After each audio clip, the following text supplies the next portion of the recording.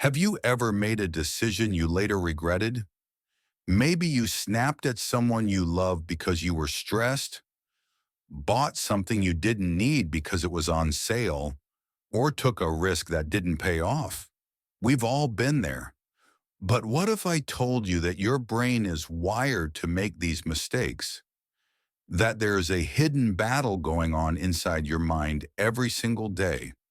A battle between two systems that shape how you think, feel, and act. This is the groundbreaking idea at the heart of Thinking Fast and Slow by Nobel Prize-winning psychologist Daniel Kahneman. In this book, Kahneman takes us on our journey through the human mind, revealing how our thoughts are governed by two systems, one fast, intuitive, and emotional, the other slow, logical, and deliberate. But this isn't just a book about psychology. It's a mirror held up to our lives. It's about why we make the choices we do, why we fall for the same mental traps over and over, and how we can learn to think better. By the end of this video, you'll not only understand your mind better, you'll feel empowered to take control of it. So grab a cup of coffee, sit back, and let's explore the fascinating world of thinking fast and slow. And trust me, by the end of this, you'll never look at your decisions the same way again.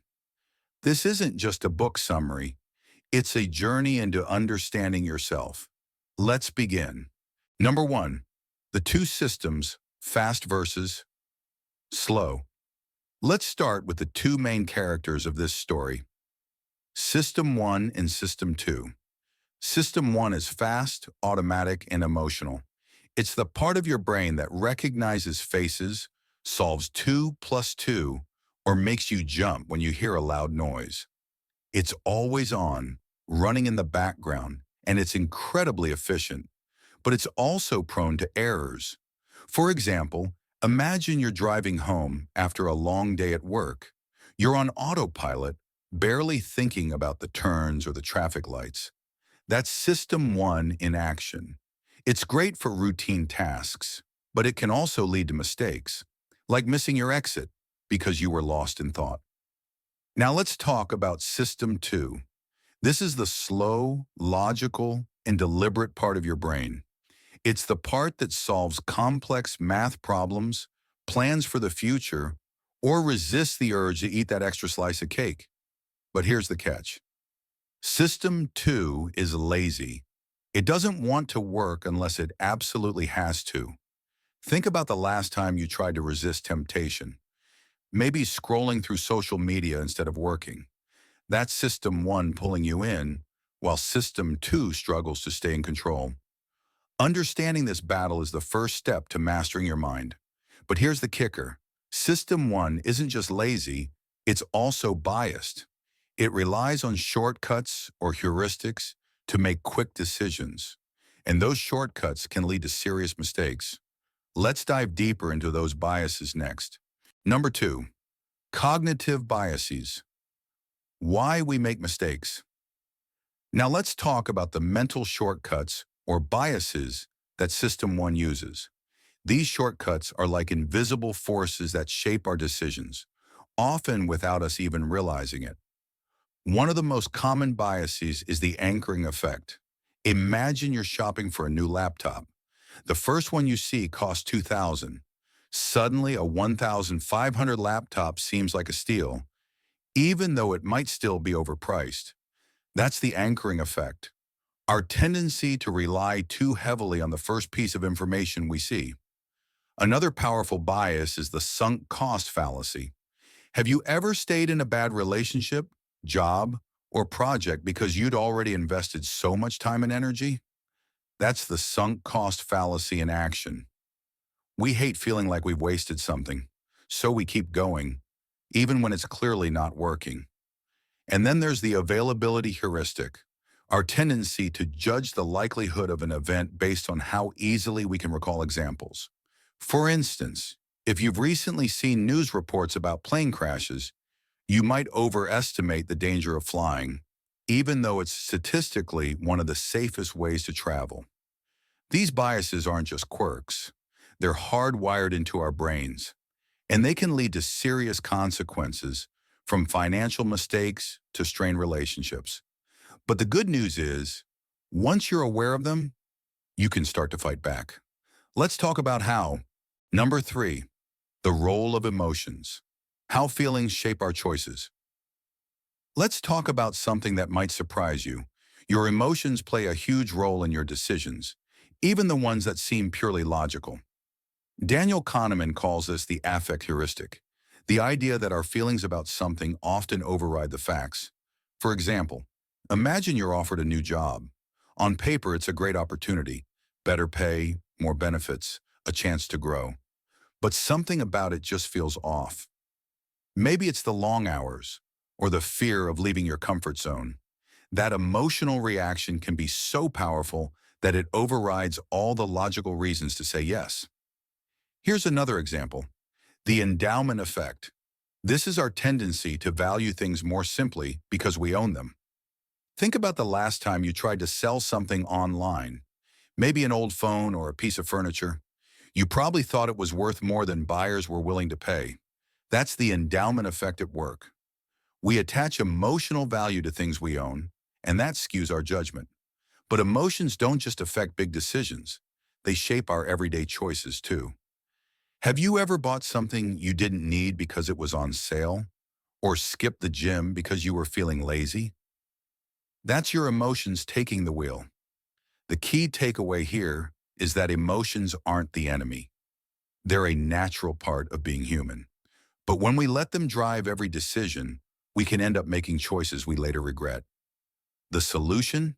Balance. Acknowledge your emotions, but don't let them have the final say. Pause, reflect, and ask yourself, am I making this choice because it feels good or because it's truly the best decision? This brings us to another fascinating bias: the hindsight bias. Let's explore that next.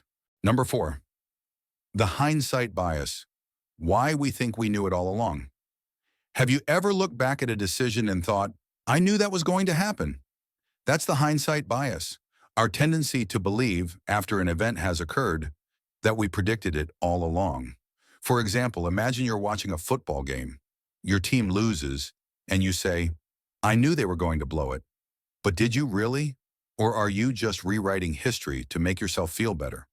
This bias can be comforting. It makes us feel like we're in control, but it can also be dangerous. It stops us from learning from our mistakes because we convince ourselves we didn't make any. Here's another example. Let's say you invest in a stock and it tanks. Looking back, you might tell yourself, I should have known it was a bad idea. But the truth is, you didn't know. You made the best decision you could with the information you had at the time. The hindsight bias is especially common in relationships. After a breakup, you might look back and think, I should have seen the red flags. But relationships are complicated, and it's easy to rewrite the story in your mind after the fact. Kahneman's message here is clear. Humility is key. Accept that you don't know everything and be open to learning from every experience. Instead of saying, I knew it all along, ask yourself, what can I learn from this? This brings us to the final and most empowering part of the book: how to think better. Let's dive into that now. Number 5, how to think better. Practical tips. So how can we use this knowledge to improve our lives? Kahneman offers several practical tips to help us think more clearly and make better decisions. First, slow down. When faced with a big decision, take your time. Let System 2, the logical, deliberate part of your brain, do its job. For example, if you're considering a major purchase, like a car or a house, sleep on it. Give yourself time to think. Second, question your assumptions. Are you falling for a cognitive bias? Challenge your first instinct. For instance, if you're about to make a snap judgment, ask yourself, what evidence do I have to support this? Third, seek outside perspectives. Sometimes we're too close to a problem to see it clearly. Ask for help. For example, if you're struggling with a career decision, talk to a mentor or friend who knows you well. They might see things you've missed. Here's another tip. Break big decisions into smaller steps. Instead of trying to tackle everything at once, focus on one piece at a time.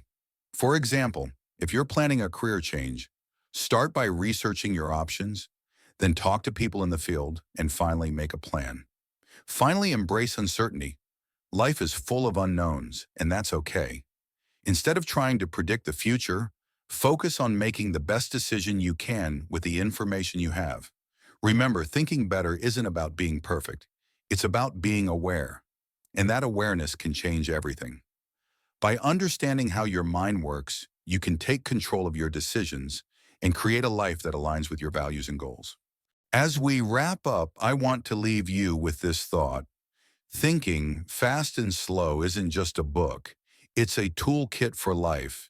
It's a reminder that our minds are both powerful and flawed. Every decision you make, big or small, is shaped by the battle between System 1 and System 2. But now you have the knowledge to tip the scales in your favor. You can slow down, think clearly, and make choices that align with your goals and values. So the next time you're faced with a tough decision, remember, your mind is a powerful tool, but it's up to you to wield it wisely. Thank you for joining me on this journey through thinking fast and slow. Until next time, keep thinking and keep growing.